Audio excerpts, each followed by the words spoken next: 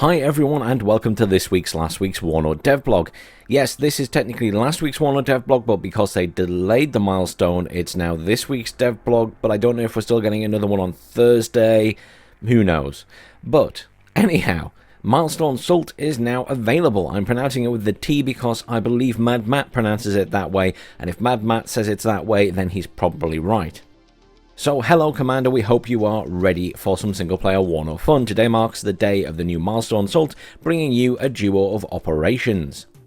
In today's update we present to you two brand new, fully voiced and scripted single player tactical battles known as operations.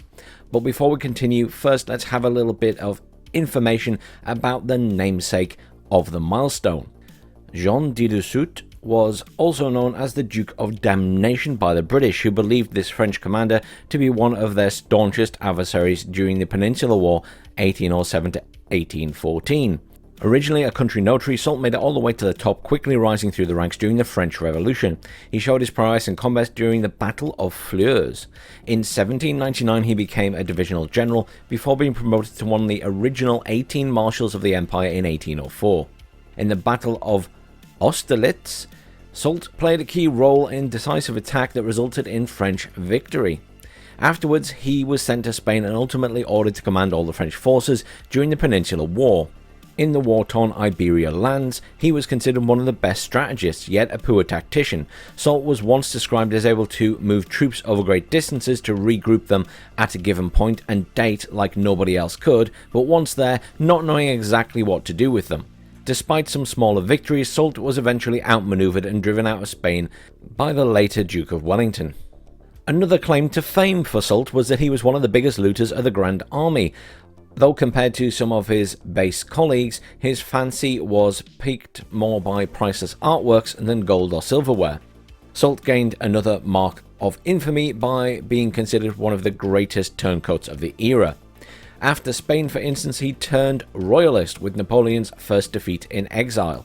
However, on Bonaparte's return, Soult served him once again, this time during the Battle of Waterloo as Napoleon's chief of staff. Defeated a second time, he was exiled to Germany before being allowed to return on a royal pardon. Back again, he managed to make it to Minister of War, where he was responsible for creating the French Foreign Legion. This frequent shifting of allegiances led him to serve Napoleon, Louis XVIII, Charles X and Louis Philippe, often at the expense of his former comrades.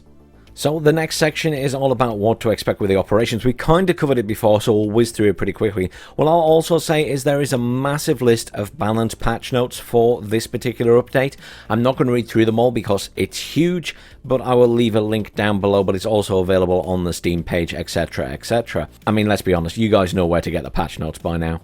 But anyhow, what can you expect with the operations? So, as we know, they're from the single player menu, there are operations, there's two of them being added at the moment. You can only play them from one side, either NATO or the Warsaw Pact, and they are scripted battles with special objectives and conditions.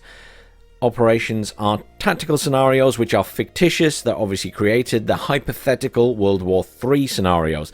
They're not based on any reality per se, they're sort of an estimation of what might have happened. So the first operation is Black Horse's Last Stand, where you are playing as the battered American 11th Armored Cavalry Regiment. You need to hold the line at Bad Orb and successfully resist the Soviet spearhead of the 39th Guards Motorized Rifle Division. You basically need to conduct a fighting withdrawal and establish your new HQ. As you continue to resist, you'll be able to call in a pair of A-10 Warthogs, with West German Territorial Reserves deploying later in the battle. And there's obviously more detail about that in an earlier devblog. The second operation is Red Juggernaut.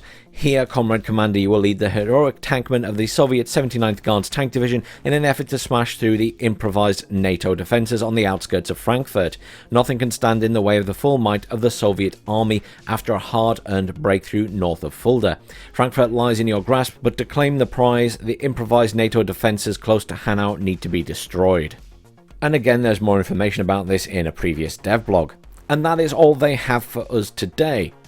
I encourage everyone to go and try out the new operations and give feedback, because that's important. What I would note is, in my mind, they're kind of for new players who are, unexperienced with the game, because realistically, even on the hardest difficulty, if you know exactly how to place units in WARNO, you should be pretty much alright with it.